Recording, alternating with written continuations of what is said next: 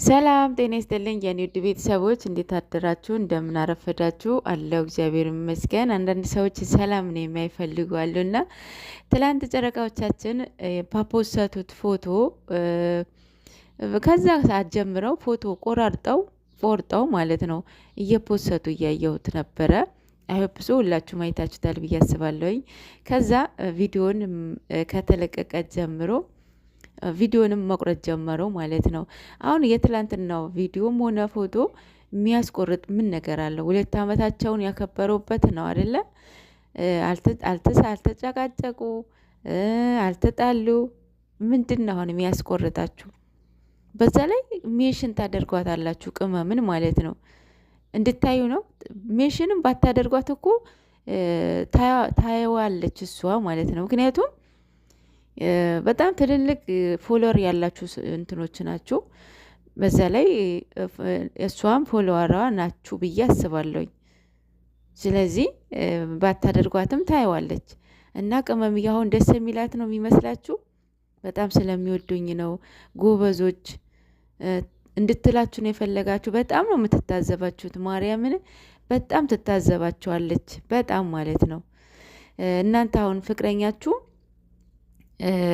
እንደዚህ አይነት ፕሮግራም ላይ የአንቺን ፎቶ የአንቺ ራስሽ ማለት ነው የአንቺ ፎቶ ኦር ቪዲዮ ቆርጦ ማለት ነው ሼር ቢያደርግልሽ ኦር ደግሞ ሜሽን ቢያደርግልሽ ብታዩ ደስ ነው የሚልሽ?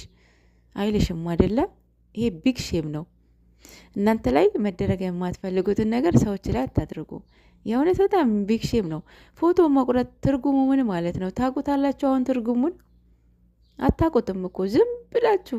አቤት አስተሳሰብ፣ የአስተሳሰብ ጥግ ማለት ነው። ኧረ በስመ አብ በጣም ይደብራል። እነሱ ሁሌም አንድ ናቸው፣ ሁሌም ማለት ነው።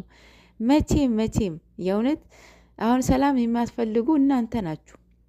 እነሱ መለያት የምትፈልጉ እናንተ ናችሁ። ምክንያቱም እንደዚህ የምታደርጉ በደስታቸው ቀን እንደዚህ እያደረጋችሁ ስትለቁ የእውነት ለእናንተ ራሱ እኮ ሴንስ ይሰጣቸዋል? አይሰጥም አይደለ? ይደብራል። ማርያምን ይደብራል። ትልልቅ ሰዎች ናቸው አይደለ? አስተሳሰብ አላችሁ። የሰው ሀገር ውሃ አየር አይታችኋል።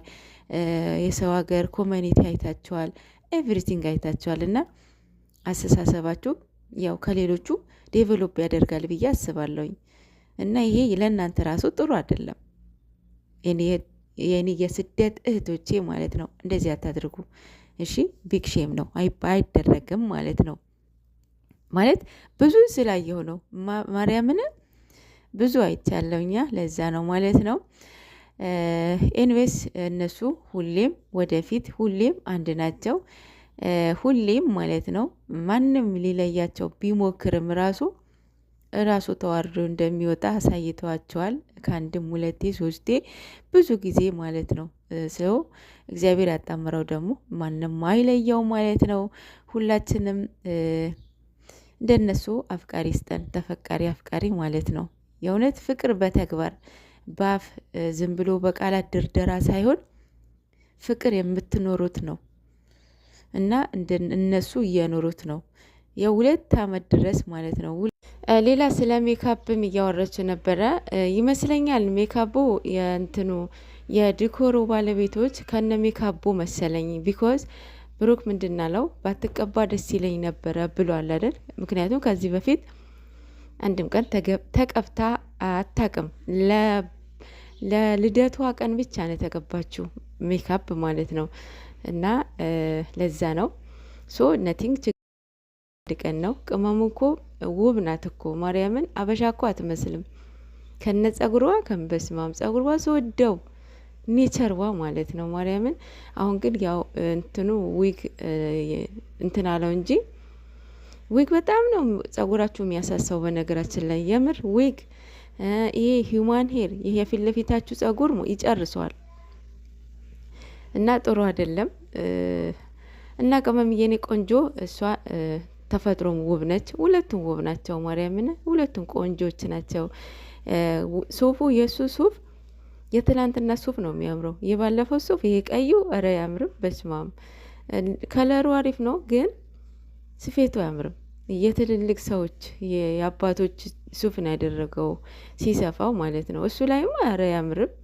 የሚያምረው በቃ ሱፍ ማለት የትናንትናው ሱፍ ነው። ካስታወሳችሁት ይሄ ሱፍ መች ነበር የለበሰው?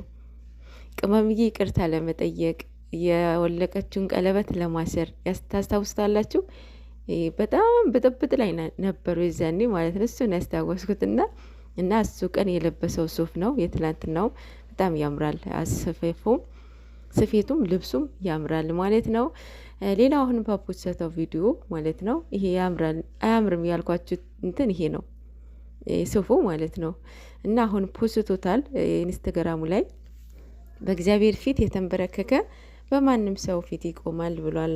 አዎ እግዚአብሔር ይመስገን። እግዚአብሔር እኮ እንደ ሰው አይደለም። የማይጠላችሁ፣ የማይሰለቻችሁ፣ የማይርቃችሁ እግዚአብሔር ይመስገን። የድንግል ማርያም ልጅ የተዋህዶ ንጉሥ ክብር ምስጋና ለሱ ይግባው። እግዚአብሔር የምንበረከክበትን ልቦና ይስጠን። ማርያምን አንዳንዴ እኛ ስራ ብለን ብር ብለን በብር ያመጣነውን ብር ማለት ነው እኛ ራሳችን በሽታ ነው የሚሆኑብን። ያንን የሰበሰብነውን ብር የማያድን በሽታ ነው የሚያመጣብንና ለእግዚአብሔርን እንንበርከክ። ብሩክ ጽሁፉ ተመችቶኛል። ግን የምንበረከክበትን ልቦና ይስጠን። ኃይለ ልቦናችንን ያብራልን፣ ወደ ቤቱ ይመልሰን።